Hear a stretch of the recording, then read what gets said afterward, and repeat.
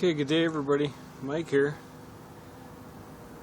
This is a kind of a shout out to Renaissance Marine TV. It does quite a bit of stuff on pouches and belts, bags, webbing in general. I just had to get my bags out and show them off. Although I have to admit I've been pretty negligent. Probably haven't really updated these bags for many years.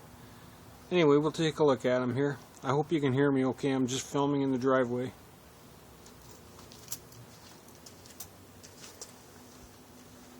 This one's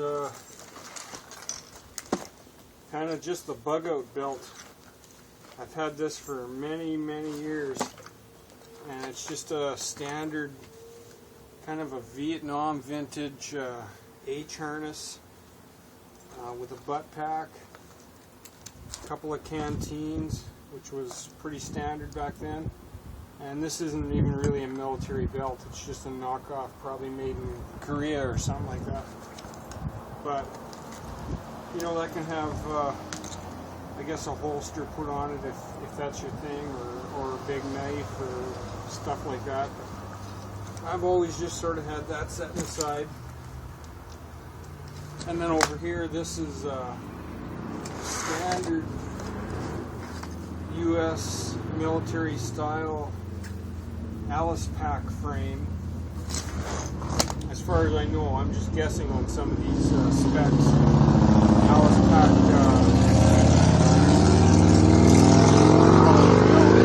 cushion.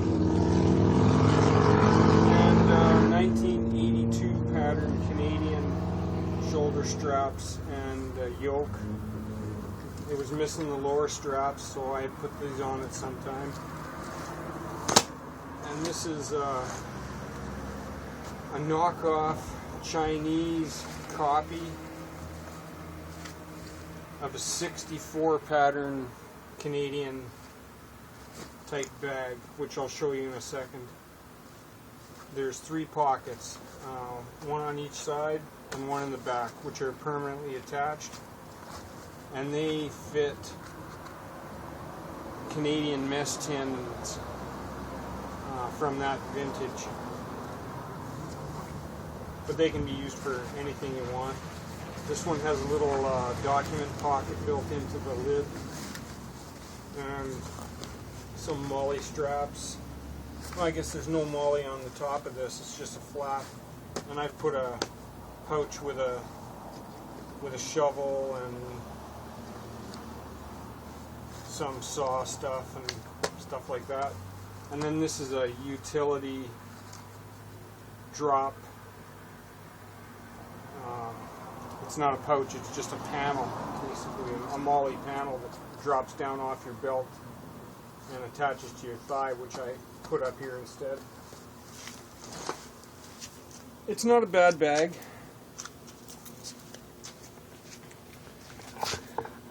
Okay, we'll readjust this. Actually, I'll just move the camera.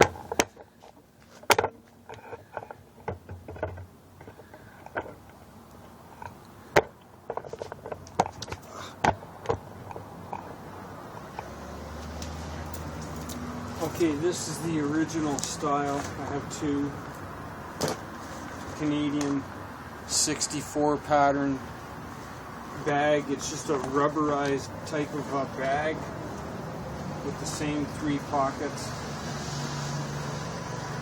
document pocket, cloth type, cotton type straps. I'm not sure when this was discontinued, probably like 1982. Well, I guess 82 is when the official pattern changed to a new style, but I'm not sure if they ever had this type of a bag in the States or not. Anyway, that's the 64 pattern bag. And this is another knockoff Chinese copy. That's the Canadian mess tins. I'm not sure if they still use this style. It's been over 40 years since I did my thing.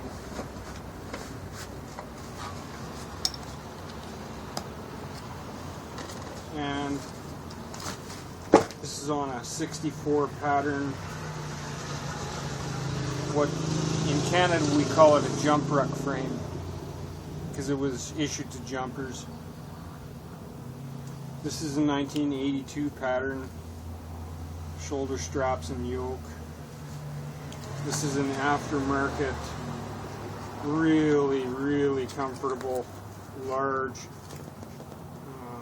belt that I put on it. This was all done many years ago.